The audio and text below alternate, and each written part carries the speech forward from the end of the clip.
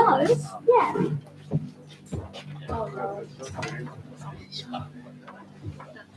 Is there a switch? There's a little switch.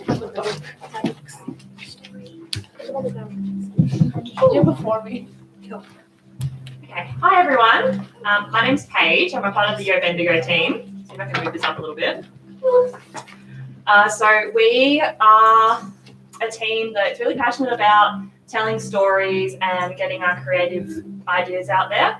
So we run a magazine, which some of you may have picked up on the way in, which is our youth-run magazine aimed at youth. So anyone between the ages of 12 and 25 can join our team and contribute. Or if you just want to send in the odd story or artwork, we'd love to receive it from you.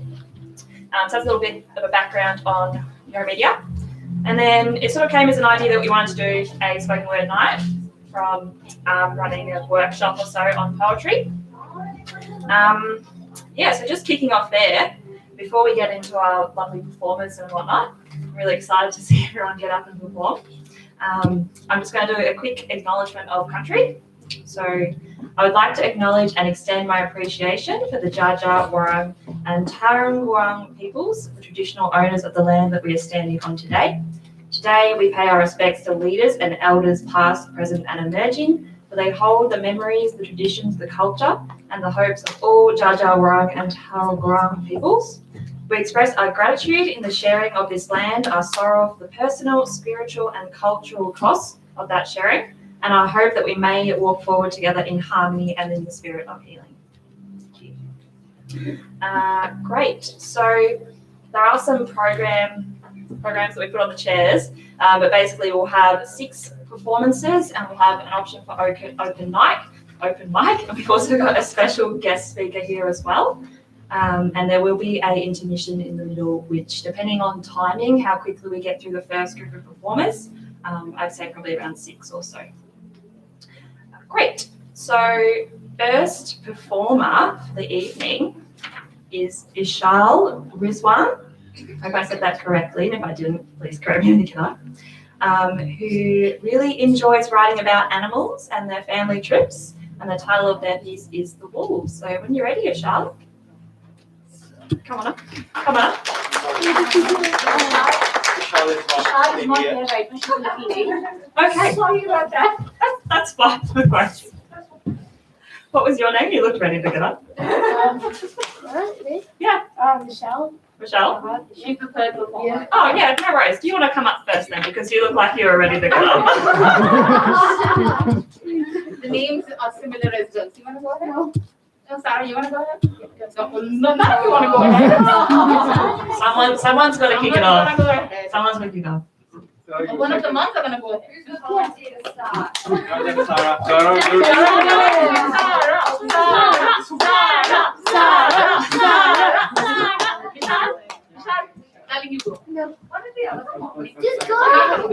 Does anybody else that's put the name down before want to go first to kick it off for these guys? Tim? To single you out? Awesome. Big round of applause for Tim.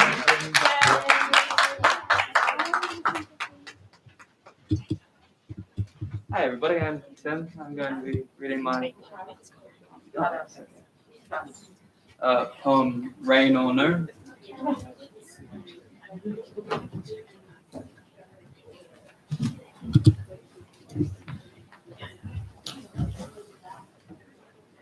The sky is an ocean when it's rainy or no. Gravity holds the current, though both sway to and fro. And when the rain and snow decide somewhat where when to go, the winds and swimming birds of air tie a breezy bow. We know not the wake, the sweeping sake, the splash of wing flap churning, fair feathered wings and whistled sings set the seasons turning. Ignis aurum probat, and I am not your gilded cousin, and nature seems scarce alchemist. Defeated and routed are even the tides of my discontent. What deified dogged diction, what calamitous celestial call? What for is each wave distinct as it annexes a vast ataraxia? Be crushed by the entropy and press of stacked watery odds, we mustn't and cannot succumb. Be swallowed by sucker sour swayed of salt or silicone, we mustn't forswear. Be fraternized by the fertile folly found in foreign, the bigoted must not be begotten. Be brushed and abashed before being besieged by benevolence, we mustn't cease in our contrivances. Be callous to come contingencies of contorted contest, we mustn't lament losses. Be lauded and lethargic, to the latter are our leaders, we mustn't ensure elegant effigies. Be engulfed or erroneous ere end, we mustn't away to the after angry. Be allotted awkward agency again and again, we mustn't holler hate at the holistic. Be the course as it seems though, of course we must.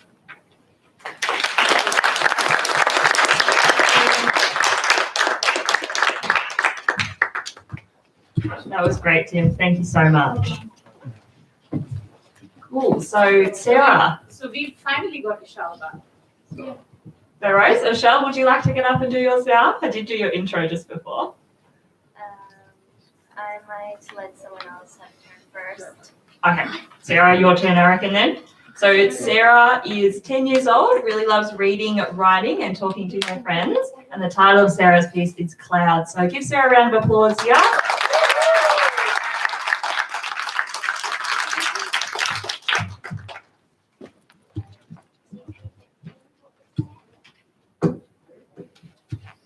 My name is Sarah and I'm 10 years old, and today I'm going to be reading a story that I wrote, and it's called Cloud.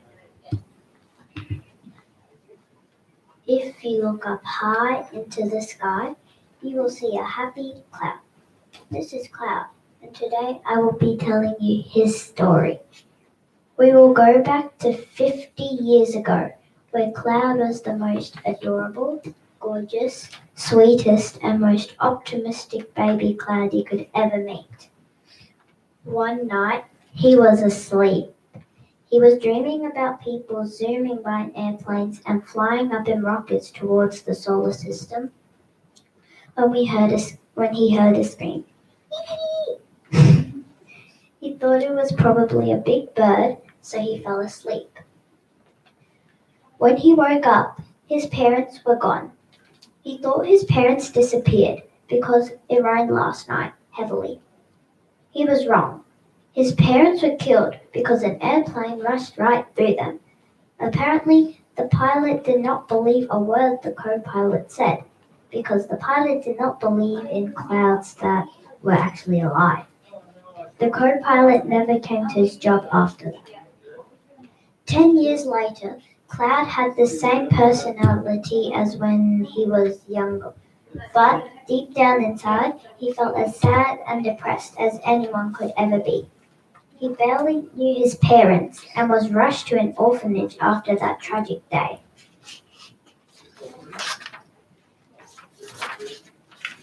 One day, the evaporation got faster and faster and faster. Cloud slowly filled up with rain, like a sponge, grey with a bluish tinge. Then, Cloud started filling up with something else. No, not more rain, but fear. What if I disappeared, like Mum and Dad? Thought Cloud. Will I ever come back? He kept on hearing more and more fears from the voice inside his head. Cloud looked around.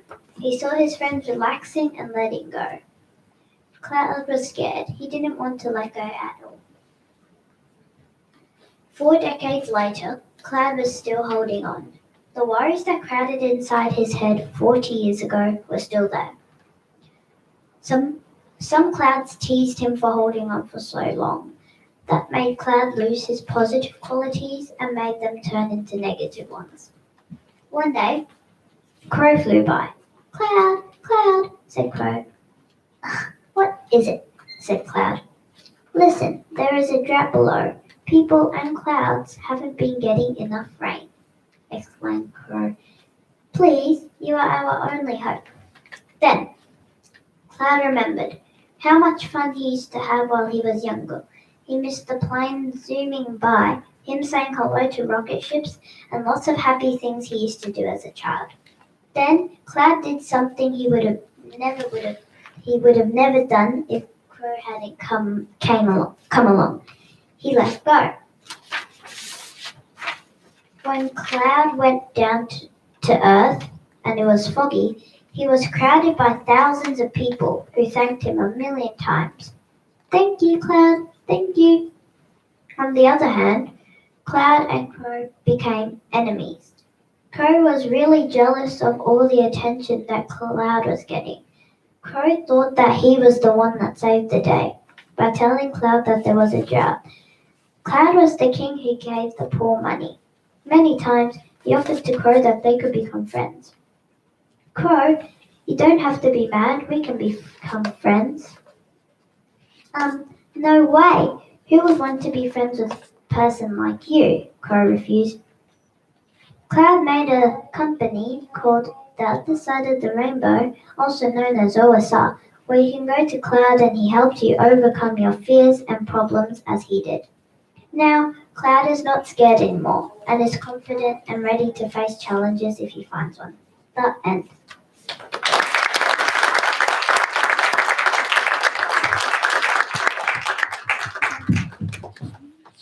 That was great. Thank you, Sarah. So nice to hear a poem about clouds, honestly. So next up we have Ishal Rizwan. So Ishal, his piece, as I said before, is The Wolves, and Ishal really enjoys animals and their family trips. So give it up for Ishal.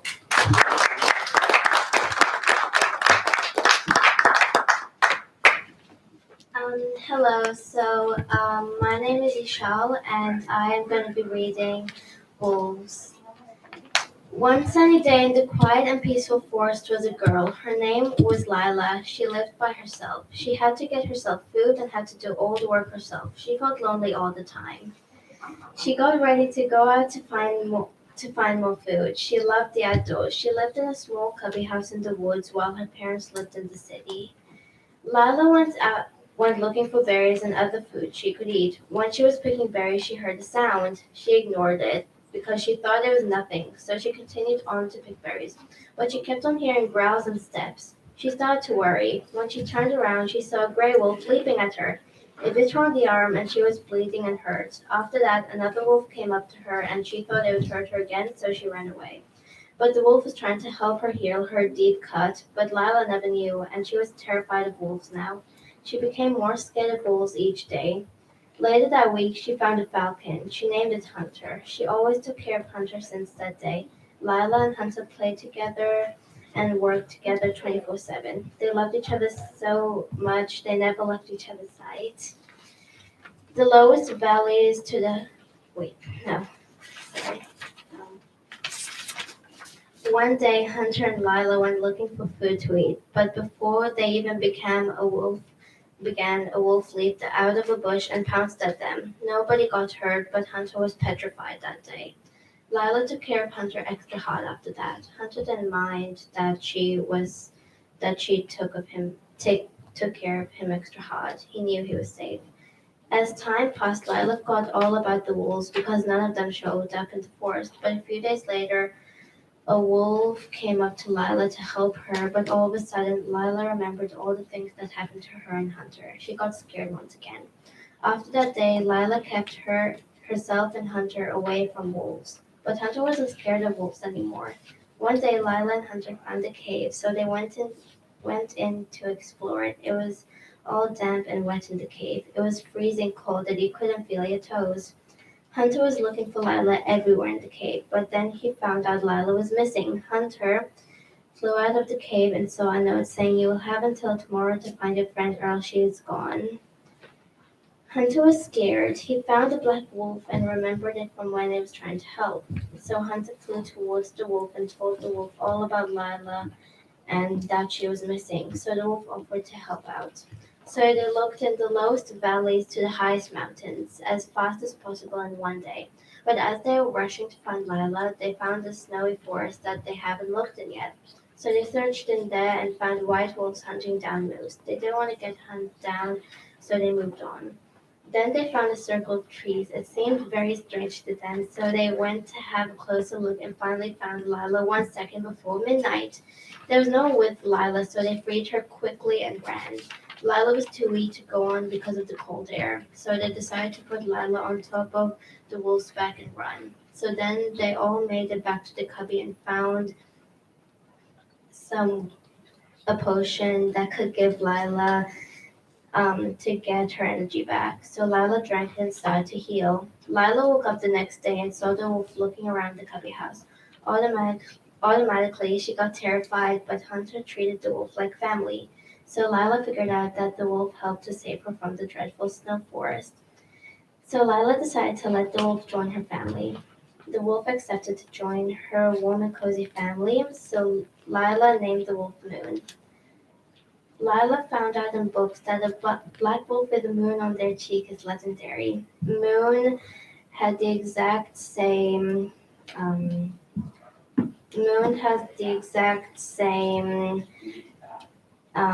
features. It also said that if that type of wolf liked you, you would become an alpha of a pack. So she did. She became the alpha of a pack with Moon and Hunter. The end.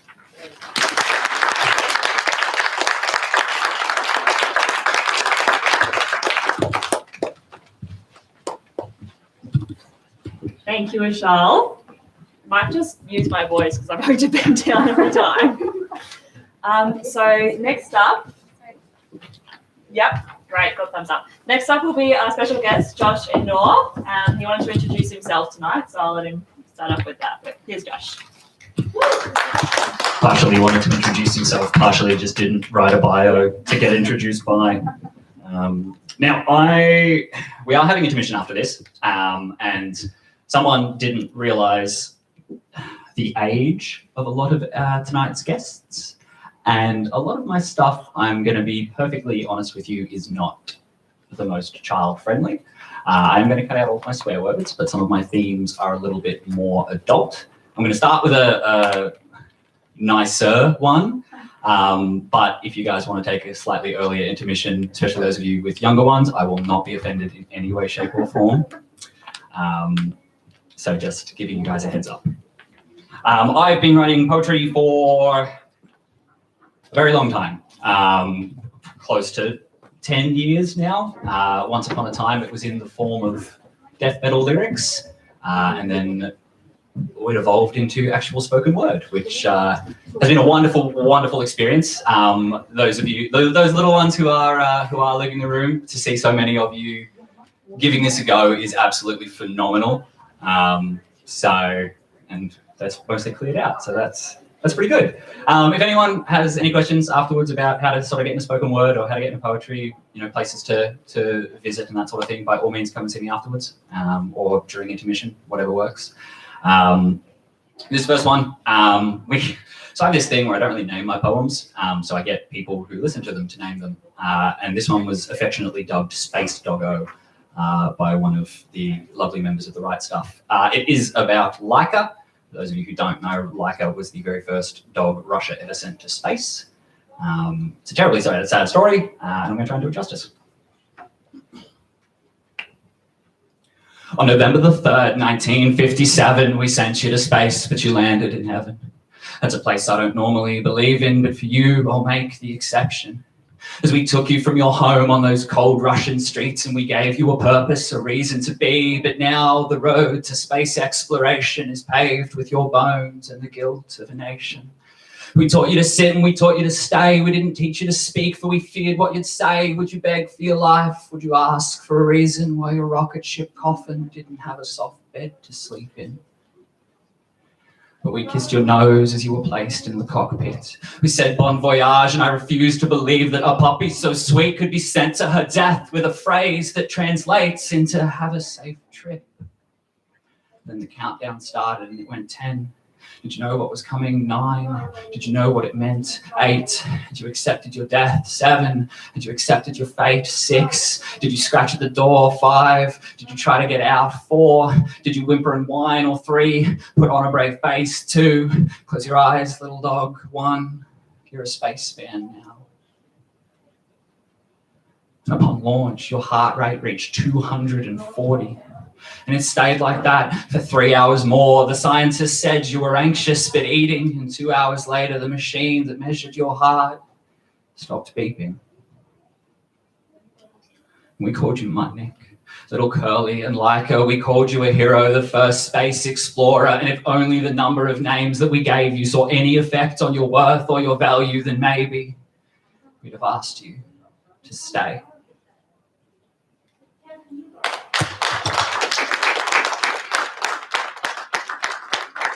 Thanks.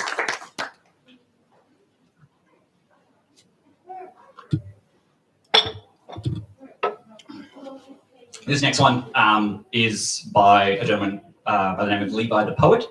He's a musician. I have spent this last week and my car trips to and from work learning it, and I've kind of had to sub it in place of a different one for tonight. So I might stuff it up because I have only just sort of learnt the words to it. But this is called Kaleidoscope. She had a stained glass window for a heart, a shoebox for a chest cavity, and a kaleidoscope for a soul that would reflect its light back at me. Depending upon the day, she shone different colours. She had a handful of favourites she kept locked inside her cupboard. She's got drawers in her stomach. Knows how to swallow her pride, but it gets compartmentalised in the crawl space and it fills up inside. She says she's fine, but she lies. She wears sunglasses all of the time to try to hide her eyes, and at night, she stays out of the shadows. It's one of the only times when her true colours shine. She says, you're talking about me like you know what I mean, but you know nothing at all about leading this kind of life. Baby doll, my heart is as black as my lungs are. I keep bitterness in these cabinets next to all my bad habits. You either find faith or lose it. You either have it or had it. Well, I have had it. So I'll wear my smiles on the good days that I keep in these baskets and wear my grimace face through life without the opiate for the masses. You pop your God. Like these pills that I take to bear the circumstances. What's the difference? I call out to your God, but he never listens. You call it praying? Well, I'm just wishing that things would have been different. She said her daddy didn't want her, so she squanders to be the mother-father figure for her daughter, a piece of clay, recreating herself as this beautiful basin from the situation which she's been placed in, built for retaining life, a feet manufactured without the proper water or the potter, and her heart, it cuts like a knife. It's priceless and it's as hard as a diamond, but she's been selling it for nickels and everybody's been buying. So now there's cracks in the basin the way there's cracks in the basement, the place where daughter's daddy beat her in when she dared to face him. The way there's cracks in the cement so she can dig her high heels in while she waits for another customer to come and pour his water in. She said her mama was a little bit crazy, a little lazy, a little biased towards the media mainstream, prone to fainting or naming it fainting when she'd pass out after blazing, just after Papa came home late for the hazing. See, alcohol made him crazy, so that's when I started praying, but nothing started changing, so that's when I started blaming, we're all on our own. There's no one in those stars for us. There's no hand out there to save me, so just save me. She loved Vogue, an American teen magazine, almost as much as she loved vomiting, trying to match the model women that she'd see on the movie screens, and I believe that she loved me. Maybe it's a fantasy. I believe that she cared for me the way she cared for methamphetamines.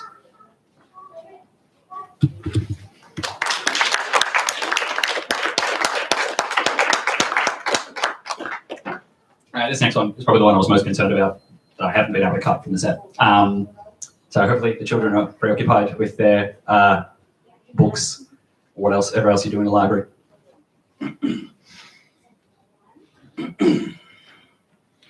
What do you have to be sad about, they ask me. You're a white, straight man. No one's ever dealt you a bad hand, and they're not wrong, but that doesn't change the fact that my light doesn't shine quite as bright as theirs.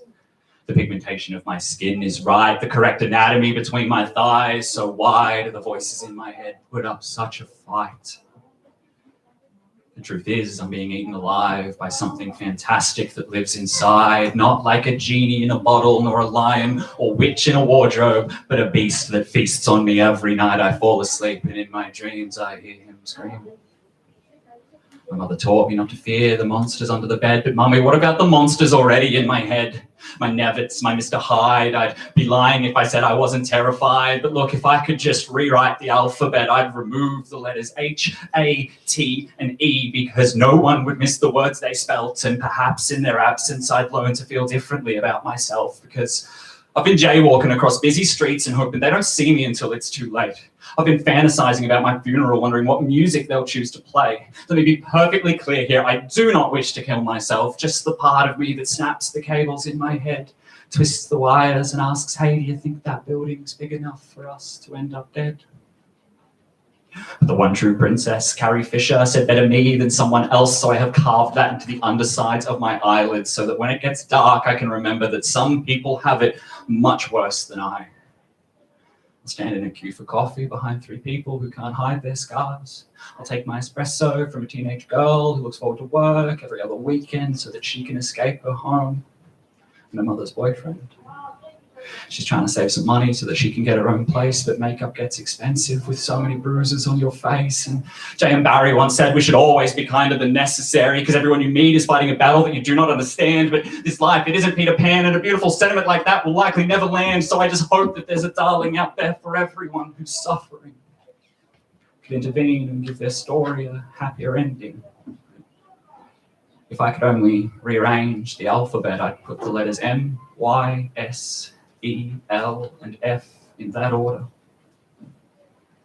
Sometimes I worry it's the only way I'll ever have myself together. Thanks so much. I hope that was okay for those of you who did stick around. And yeah, any questions, come see me afterwards.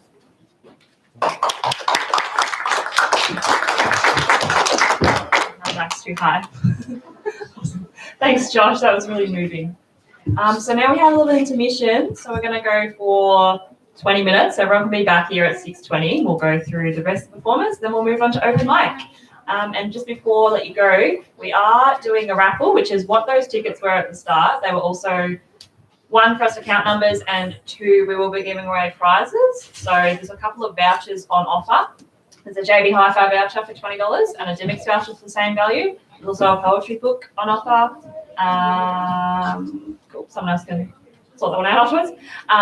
Yeah, so if you wanted to buy any more tickets or so, we're doing gold coin donation for the winter night shelter. So if you see Leah and Connor up there in the big shirt, they'll be able to sort you out some more tickets. So yeah, thanks guys. Just back here at 6:20. Intermission.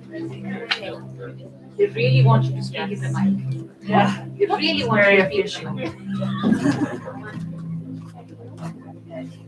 I'll just read from here. Thank you. Cool. So I think that's everybody back in here now. Any late stragglers, I'm sure they'll come on in. But is Zekil here tonight? Don't know. If anybody is family member, I'm gonna say no. Cool. We'll skip on to anyone else who's actually here. So we have Michelle. Michelle is definitely here. So Michelle loves writing short stories out of their imagination, and the title of their piece is The Enchanted Encounter with Late Grandma. So give it up for Michelle. She's going to come read her story for us.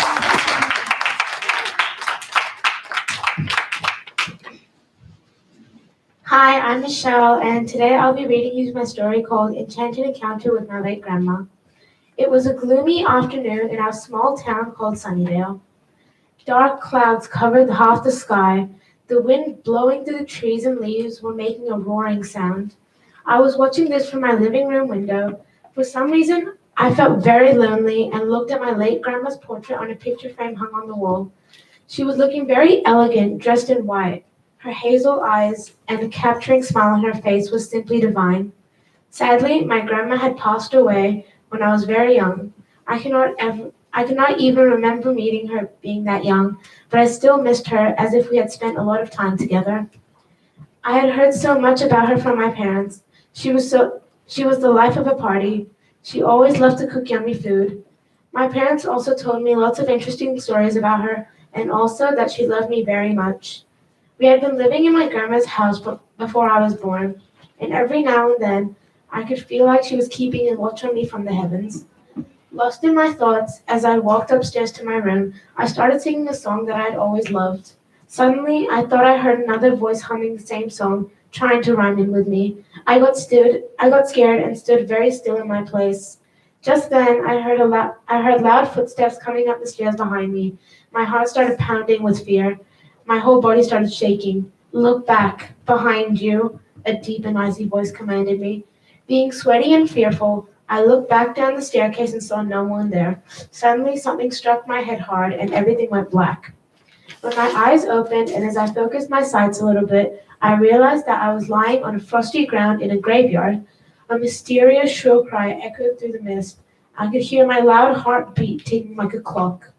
I felt very scared and petrified. Somehow, I could feel my feet touching the ground at this point. I felt like running back home. As I was wandering through the graveyard, I knew something was definitely watching me. I froze like ice. All of a sudden, someone's ice-cold fingers grabbed my arms.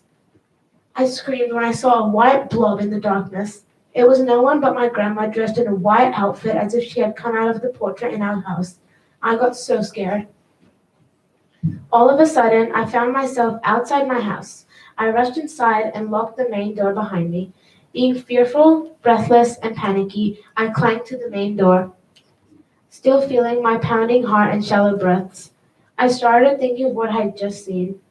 As I walked through the living room towards the staircase, I came across my grandma's portrait again. Suddenly, Grandma's eyes started moving and gazed at me and blinked. This startled me. I nearly fainted. The next moment, I noticed a beautifully wrapped gift and heard a melodious voice repeatedly rhyming, "Happy birthday to you, darling." I turned around and saw my grandma standing right next to me. She held my hands with her beautiful hands. I was not scared anymore. We cuddled, giggled, danced together, and we talked for hours. She had a big smile on her face throughout our interaction. Just when the dust was about to set off, she seemed like she wanted to go. She kissed me on my forehead and waved goodbye to me and flew back into the portrait. I shared this whole experience with my parents the next day, and as you can expect, they thought I had been seeing things, and they did not quite believe me. I had now realized that some relations are filled forever with love and affection, no matter whether or not a lot of time they may have spent together. Now, you may be wondering what I got from my grandma as a gift. I guess we can leave it for another time. The end.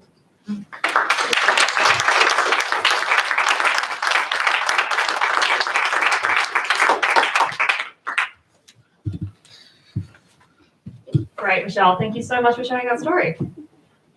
So next up, we have Alaric. Alaric is 12, living in Eaglehawk, really loves poetry and creative writing, and this is his first public showcase of something he's written. Come on up, Alaric.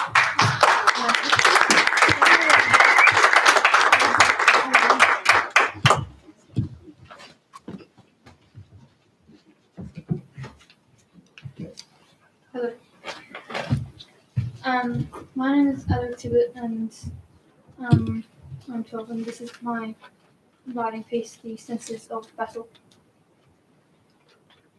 As I dive into the muddy trenches, with the echo of screams and thuds around me, I can feel a fragment of shrapnel pierce my skin. A sudden warmth spreads down my leg and trickles into my boot. All I can taste is ash and mud being inhaled down into my lungs as I fall face down into the fire pit. The taste is horribly satisfying, for I have not eaten anything for days. The world seems to collapse as I black out for a few seconds. When I awake, all I can see is black. All I can smell is the putrid scent of poison smoke, and all I can hear is the enemy advancing towards me. I reach for my gas mask and something to defend myself with, but all that I grab hold of is an unloaded musket. I feel for something else, but it is too late. The gas has entirely enveloped me. I fall asleep and do not wake up.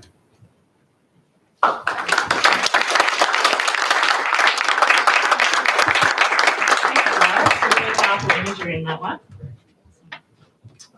So just checking that Zakiel is definitely not here. Great, cool, no worries. So we're going to move on to the open mic part of tonight. So who would like to get up and perform? All are welcome. Yeah. No worries. You have to come up and introduce yourself though, but come on down.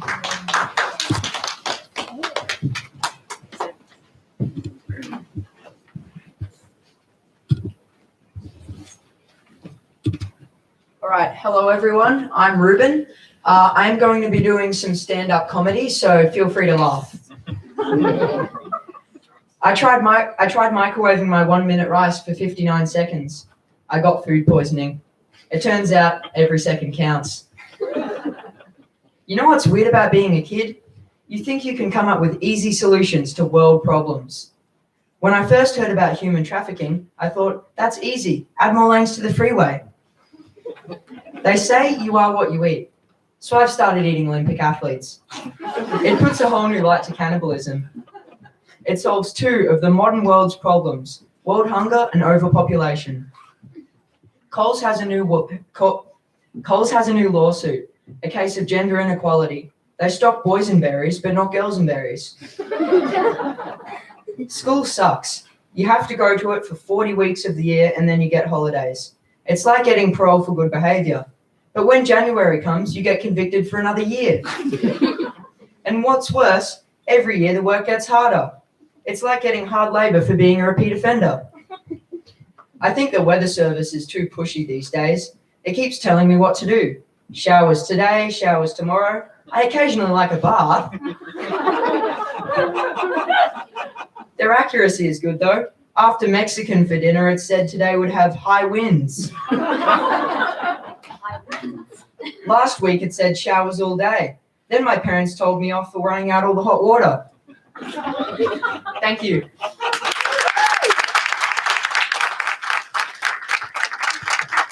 Thank you, Ruben. That was very entertaining. I have something I'd like to read, so if anyone else is considering getting up, just hold your horses and you can go next. About the journal. Thank you.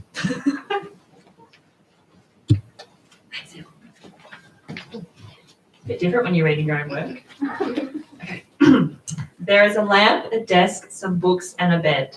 The sheets match my hair, a gorgeous baby pink. The morning light does not come through the curtains.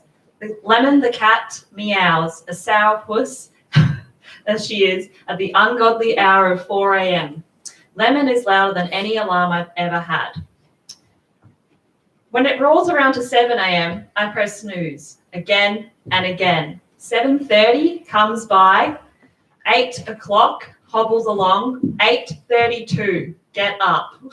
And in a frantic flight, I gather all my might in a bid to be on time for this 9 to 5. This is how my morning began, in a rush. Shower, makeup, car. Shower, breakfast, car. I opt for shower, makeup, car.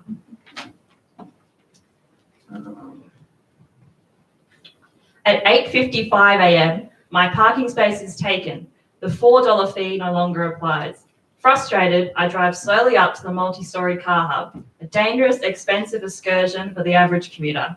At 9:10, I arrive. The office is empty. My co-workers are not inside. And I think to myself, all that pressure and rushing, and I could have had breakfast. That's it.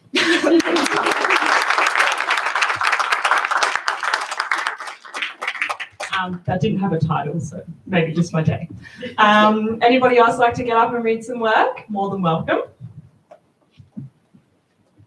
Now's the time if you've been thinking about it all night. Or does anybody have a second poem that they'd like to read or a second story? If you've already got up before. No? That's okay. We're probably going to run one of these events in the future. So if you are sitting on it, then next time. Let's get my piece of paper. Excuse me for a second. What are we up to? Oh, yes. So now I'd like to hand over to Connor, who will do the raffles and all the thank yous for the evening. Connor is also a part of the Yo Media team. So Connor, everybody.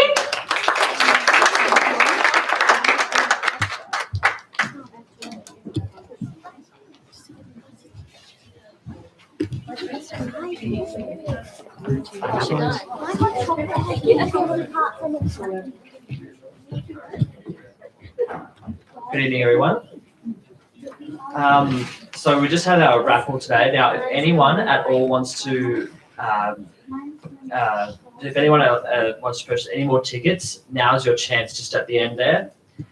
Our prizes for tonight are a $20 JB Hi-Fi gift voucher, a $20 Dimmicks gift voucher, or a poetry book entitled Ma Bidi, which is a collection of poems and short stories written by young Aboriginal and Torres Strait Islander people.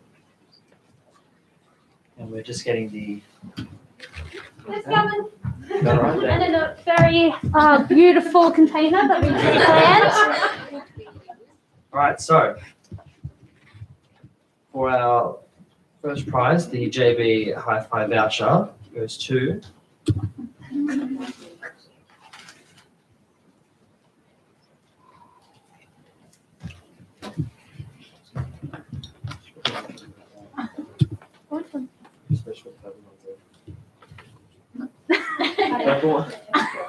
Did you want both of them in the middle? The purple ones are in there.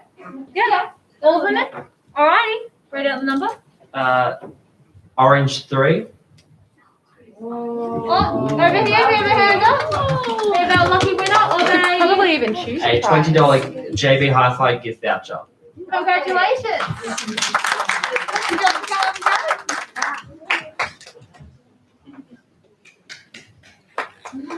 Proud mother here.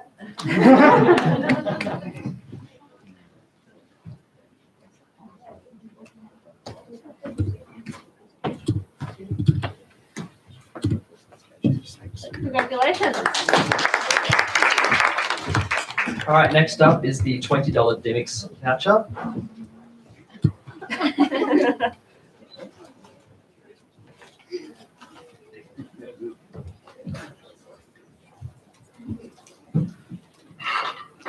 Orange 11. Orange 11 over here. Congratulations.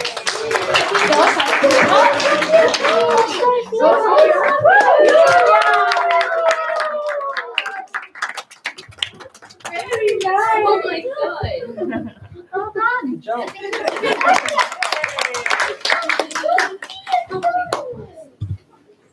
And for the poetry book,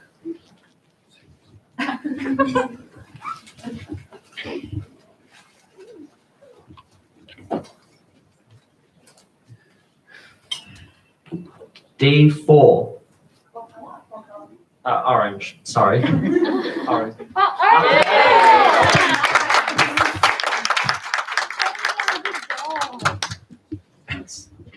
Congratulations. There is actually one final prize, sorry, it is on the table. Mystery prize. No, it's a power bank, sorry. Super fun. Final mystery prize. Here we go. So let me give you... Best of luck to everyone. Let's make it a purple this time. Yes. Alright.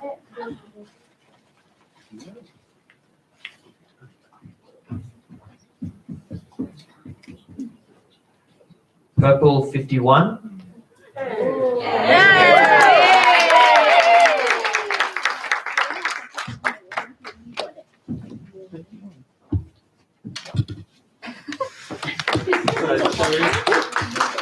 Thank you very much.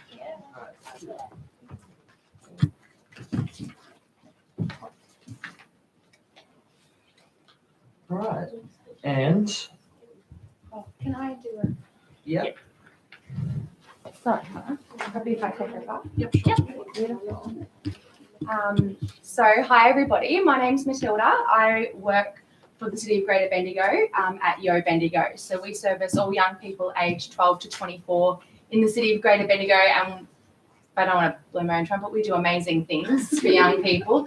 Putting on one of these events is just one of them. So the four incredible people that you see on stage today have put this event together. They are a group of creative young people who produce the Ambido magazine. So you can find copies at the top there. This magazine is printed quarterly. We print 1,000 issues every quarter and it's distributed across the city. I've talked to a few parents today about having your young people's work published in that magazine, and we would love to have many more submissions and publications from people across our city, which is awesome. So I just want to give a really big round of applause to all of these young people who've worked really hard to put this on together.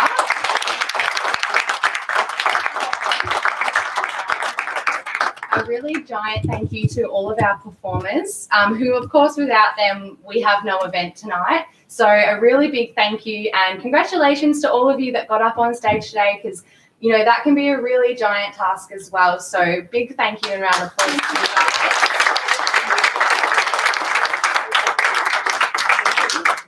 Really big thank you to Josh. He was our guest speaker. He got thrown in the deep end, I sound a little bit today. So here he is up here. So he did a fantastic job. And if you have any questions about stand-up poetry or doing some more events like this, please get in touch with him. And if you want his contact details and you don't get a chance to chat tonight, you can come through me as well through the city and I can pass those on. So big round of applause to Josh.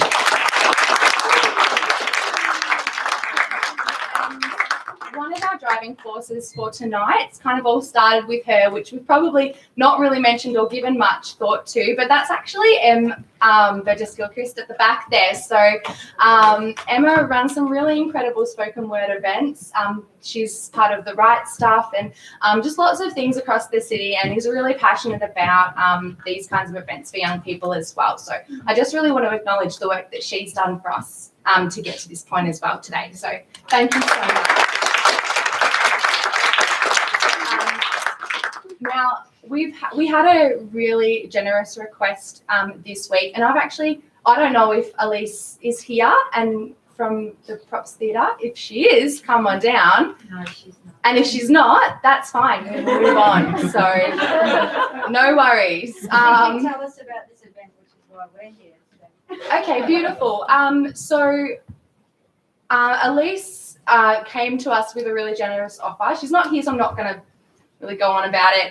But if it does come about, then we'll obviously give appropriate gratification to her when that time comes. So, but Props Theatre is also for young people, I believe, from grade 5 to year 9, or even younger, maybe. No, it's even younger. From age 5. From age 5, right. So sort of that primary school age to early secondary school. And they teach all sorts of stage presence, improv, those kind of performing arts skills as well over at that theatre. Does that sound correct to you guys? Yeah, beauty.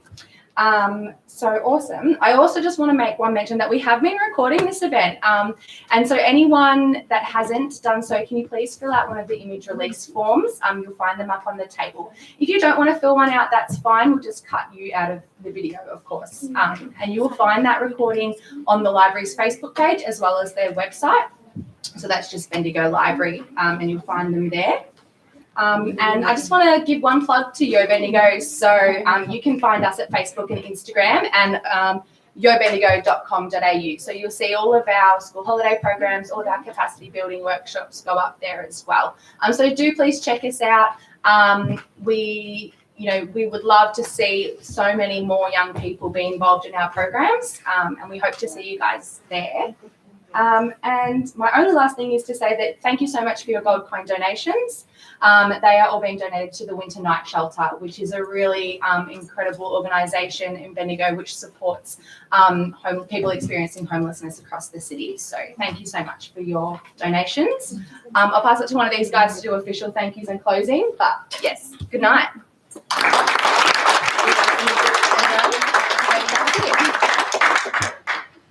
First of all, of course, I would like to thank my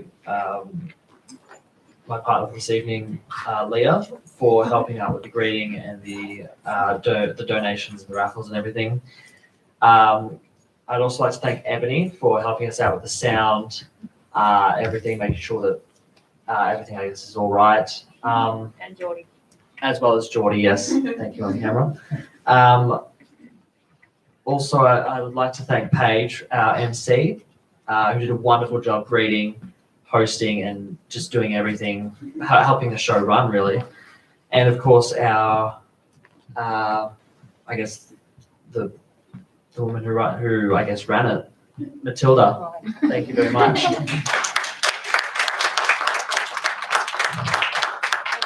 very grateful to the city for this opportunity.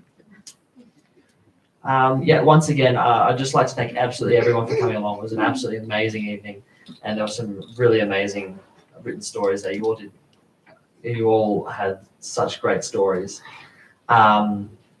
And we hope that in the future you do continue to write, you do continue to make your voice heard, you continue to speak, because there were very interesting mixed range of themes out tonight, which can help everyone really.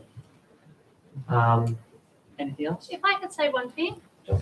just that I just want to say thank you for everyone for coming, because most of our entries were late entries, and I said to Matilda, the show must go on, and so I will read poetry if I have to for the show to go on. So thank you everyone who performed so that I didn't have to.